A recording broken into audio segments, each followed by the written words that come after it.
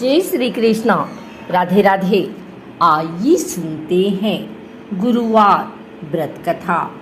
इस कथा को सुनने से मिलेगी देव बृहस्पति की कृपा। देव गुरु बृहस्पति को बुद्धि और शिक्षा का कारक माना जाता है। गुरुवार को बृहस्पति देव की पूजा करने से धन, विद्या, मान सम्मान, प्रतिष्ठा और कई अन्य मनोवांछित फल की प्राप्ति होती है। धार्मिक ग्रंथों के अनुसार गुरुवार को भगवान बृहस्पति की पूजा का विधान है। गुरुवार के दिन व्रत और कथा सुनने से घर परिवार में सुख समृद्धि बनी रहती है। आइए सुनते हैं गुरुवार व्रत कथा। देव गुरु बृहस्पति को बुद्धि और शिक्षा का कारक माना जाता है। कथा के अनुसार प्राचीन काल की बात है, किसी राज्य में एक बड़ा प्रतापी और दानी राजा राज्य करता था।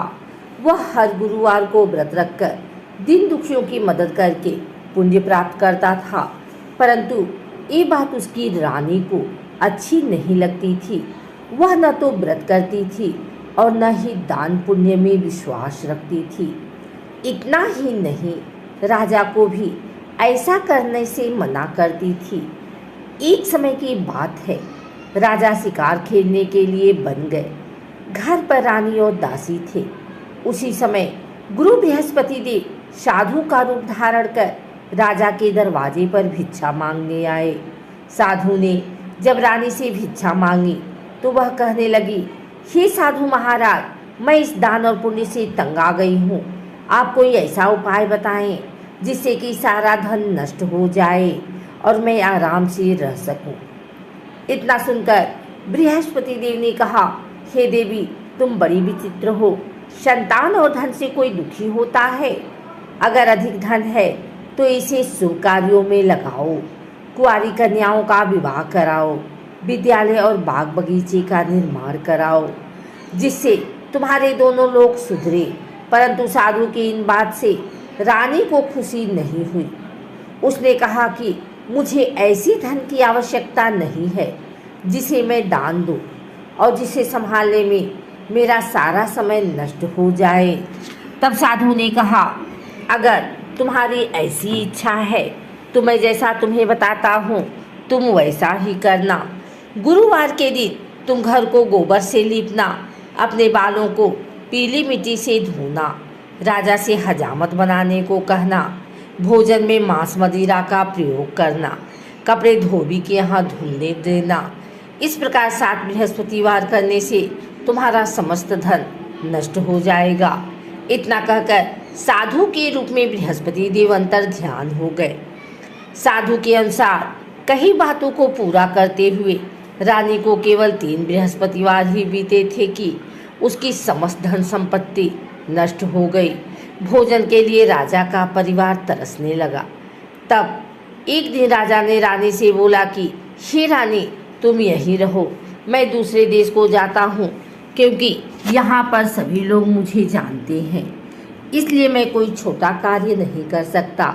ऐसा कहकर राजा दूसरे देश को चला गया। वहाँ वह जंगल से लकड़ी काट कर लाता और शहर में बेचता। इस तरह वह अपना जीवन व्यतीत करने लगा। इधर राजा के परदेश जाते ही रानी और दासी दुखी रहने लगी। एक बार जब रानी और दासी को 7 दिन तक बिना भोजन के रहना पड़ा तो रानी ने अपनी दासी से कहा, हे दासी, पास ही के नगर में मेरी बहन रहती है, वह बड़ी धनवान है, तू उसके पास जा और कुछ ले आ ताकि थोड़े बहुत गुजर बसर हो जाए। दासी रानी की बहन के पास गई। उस दिन गुरुवार का दिन था और रानी की बहन उस समय बृहस्पतिवार का व्रत की कथा सुन रही थी। दासी ने रानी की बहन को अपनी रानी का संदेश दिया, लेकिन रानी की बड़ी बहन ने कोई उत्तर नहीं दिया। जब दासी को रानी की बहन से कोई उत्तर नहीं मिला तो वह बहुत दुखी हुई और उसे क्रोध भी आया। दासी ने वापस आकर रानी को सारी बात बता दी। ये सुनकर रानी ने अपने भाग्य को कोसा। उधर रानी की बहन ने सोचा कि मेरी बहन की दासी आई थी, परंतु मैं उससे नहीं बोली, इससे वह बहुत दुखी हुई होगी। कथा सुनकर और पूजा समाप्त करके वह अपनी बहन के घर आई और कहने लगी, ही बहन, मैं बृहस्पतिवार का व्रत कर रही थी। तुम्हारी दासी मेरे घर आई थी, परंतु जब तक कथा होती है तब तक न तो उठते हैं और न ही बोलते हैं, इसलिए मैं नहीं बोली। बताओ दासी क्यों आई थी? रानी बोली, बहन, तुमसे क्या छिपाऊं, हमारे घर में खाने तक को अनाज नहीं है। ऐसा कहते कहते रानी की आंखें भर आई। उसने दासी समेत पिछले 7 दिनों से भूखे रहने की पूरी बात अपने बहन को बता दी।